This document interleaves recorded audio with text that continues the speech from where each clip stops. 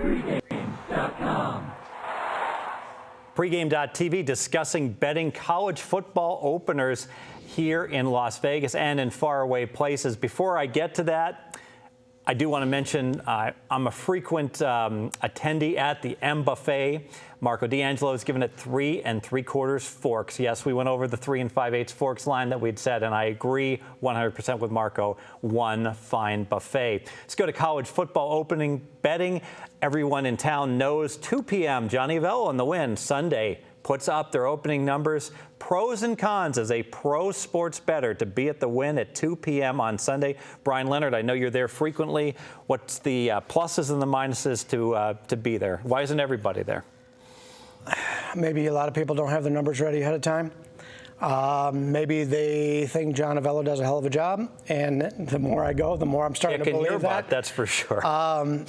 And maybe, and I think a lot of people, the problem is they want to watch football games, and they enjoy watching the games, and we've discussed this in the past. I like to watch the games, but I would rather be on the internet studying. I would rather be working on my numbers. There's other things that take priorities over watching a game. I can always TiVo the game and watch it later. It's not something I have to do unless it's something I'm looking to bet live betting. I mean, obviously, I want to be watching the game if I'm doing live betting. But the disadvantages are, as I pointed out, a lot of people don't want to watch the games, and it surprises me there's not more people down there. There's usually the same group. I think there's probably 3 or 4 different syndicate groups in Las Vegas that always have somebody down there. They'll send at least one guy, or two guys. 2 guys. One or two guys down there. They let you bet 3 games and then you go back to the line? Yep. Yeah. And so they 2,000? 2,000 a pop. Yeah. Then you go back to the back of the line. And then they've got, some of the guys in our Tuesday meeting. Jonathan's had a lot of success down there. Mm-hmm. And I've talked to him about it. And, I tell him, I said, I always get great numbers, and I'm not winning. And I'm one of those guys who like to be the first to the pie. I trust my numbers over the lines makers, and I want to get in on it then, knowing later on I can decide what I want to do with it. Well, it's so hard anymore with football, with the key numbers.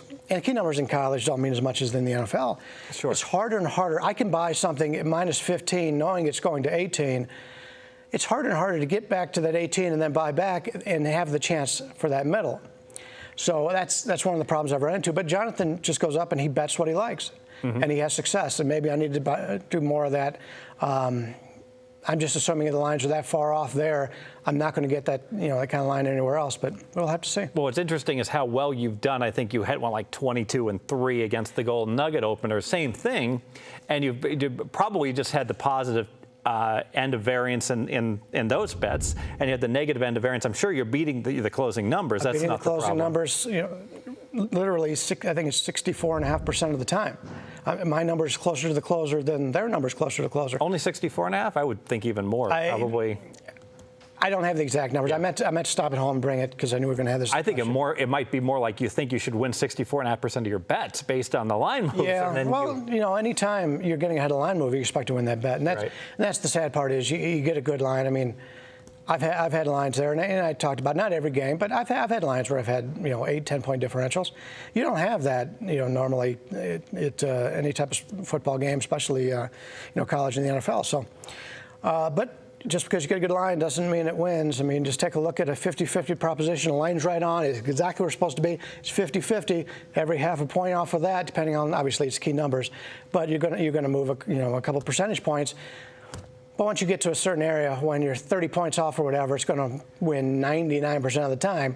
But we don't get those kind of events. Right. You probably think any 1 point's probably worth about 2.5%. Yeah, you would think 3, depending on the number. You get 3 points, you think you got a 57.5% bet. One thing I look at, if you were only betting college football, it makes so much sense. I almost look at it as if that's all you're playing, you got to be there. I mean, why wouldn't you be there? There's no opportunity cost. The problem I have with all this live wagering on the NFL, and with halftimes coming up, now I got 2 things that I'm looking to play. And oftentimes I'm playing the live wagering against the Cantor app, and against the William Hill app. I got halftimes coming up I'm looking to play, and I'm doing my work to play NFL openers that are going to come at 4:30. And I got Sunday night prop bets to make on the Sunday night game. I'm overloaded. I mean, I'm crazy busy, and the whole thought of hopping in the car and driving to the Wynn to get a few good bets, it's just not worth it. Now, I probably should send someone down there and partner up with them. We'll split the bet 50-50, and I have done that in prior years, and that has worked well. And similar to you, I've gotten very good numbers, and it's amazing how well I do when I scalp them back and play the other way. And I really think Johnny's got some real sharp cookies that are helping him, you know, with put those numbers up. And oftentimes, I think, you know, one way, I think a little hidden pro secret that we can use is if the Wynn opens a game, let's say at pick, and it goes to maybe -1.5, and then Chris opens, or somewhere far away places, usually it's Chris, opens up at 4. Probably that +4 is a real good bet to grab back the other way. You know, I forgot to mention that earlier. Usually Bet Online is the first one to come out offshore. I don't know anybody who has played into Bet Online, has an account on Bet Online. Or if they had an account, they've been kicked out. So my problem is, even though those numbers for Bet Online are out there, and I know Jonathan, I've talked to Jonathan about this, he will look on his computer, and it's right there. He goes, it's pick 'em here, it's +4 at Bet Online, I'm going to lay the pick 'em right here. The thing is, to me, I don't want to discredit an offshore sports book, but unless you're taking sizable bets and you're not kicking people out, it's not a real line. It's not a real number. Maybe this place takes $100. Yeah. I'm not even familiar with this. I really don't bet offshore anymore. So in the United States, I don't know who does anymore. But I think you got to be super careful. You also have to be careful when we talk about faraway places. People obviously aren't betting at Pinnacle, you know, who are United States citizens, and the limits in a lot of sports are very low. And sometimes I hear all the time people saying, "Oh, well, that's the sharpest book in the world." Well, maybe so on sports where they take huge bets, but if they're only taking a nickel, like look at Cantor and WNBA totals. Cantor Sports, I love Cantor, don't get me wrong. You want to bet a WNBA total right now, you know what their limit is? $500. 500, not 5,000. So you could easily look at Cantor and say, oh, they're 2 points lower than everyone else. That's a really sharp, you know, move. No, that just means that someone bet $500 on that total. And heck, if someone knew you were paying attention to it, they would purposely bet the wrong side to try to fool people. And that certainly happens when the limits are that low. So be very careful on things like college football totals and the like. If there's a low limits at some of these sharp books, you might see some crazy numbers. I see this all the time with head fakes going on in the marketplace and all the sports. And that does happen, you know, with the openers. But I think it's good to look at, I think the real number is Johnny's numbers. When he puts that up for $2,000 and people are betting into it, once people bet into it, I think now you got a somewhat of a set market, you know? And the people who are going in there to bet on them are guys who do this for a living. You're not going to have, as I point out, there, you know, it's the Wynn Sportsbook on a Sunday afternoon is packed. I mean, you can't get a seat. It's hard to get a seat. Everybody's into the game. The people that are in line betting this are guys who are really looking to bet for a living. So it's not just that they're taking that limit. These are guys who should know what they're doing. Not all the time. We all lose. I mean, you're not going to win all the time. We've talked about that at the Wynn. But this is smart money going into there. And you made a point earlier talking about the apps and everything. You can use the apps, I mean, while you're in there. I mean, you can still get on the internet and everything. The only thing is, and you do get the Wynn. The Wynn puts their own, you know, Virgin line up. Nobody else has that line. So there's advantages there. But he puts out these lines right after the halftime betting. So you're sitting there, and it's usually about 3:15 or whatever. Or is it 2:15? I don't know. I haven't been down there, so I thought it was right before, but it's right around the halftime. It's right after the halftimes.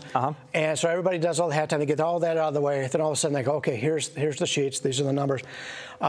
So it's pretty hectic down there. You know, if you like to come down, you're down on the Strip, you'd like to see how this works, go down to the Wynn, watch the first half of the second game or whatever, stay for about 10 minutes after halftime, see everybody line up, and it's actually fun to watch. Yeah, it's exciting, and it's a great book to watch the game, so there's no doubt about it. They do a good job there. So, you know, why wouldn't you, if you're given you're going to go to a book and do this, why not be there? It sounds like, well, why don't we want to make this a Bryan Leonard free play on where to be on Sunday afternoon to bet college football, and you want to go ahead and give that out? All right. Plenty of these guys out here like we do make our own lines in college football, and you're out here on a Sunday afternoon, sit down, get away from the sports book for a little bit, walk over to the Wynn, get in there roughly about halftime of the second game. They come out with the lines for the next week's college football. Johnny does a great job on the lines, puts up all the games unless there's a possible injury in them. But if you got your numbers and you have confidence in your numbers, you should be able to do pretty well. But I got to tell you, he's pretty good at what he does, but it also gives you a good idea on what people are betting. And if you're able to bet it somewhere else and get a better line, that may be something you want to do, because he's done a very good job with his lines down there. I tell you, I can't wait for college football season. You know, one thing that and I haven't had much success against the wind, but Johnny got me on this University of Cincinnati Duke game. I don't know if you remember this, the bowl game. This was the bowl game. I got the opener.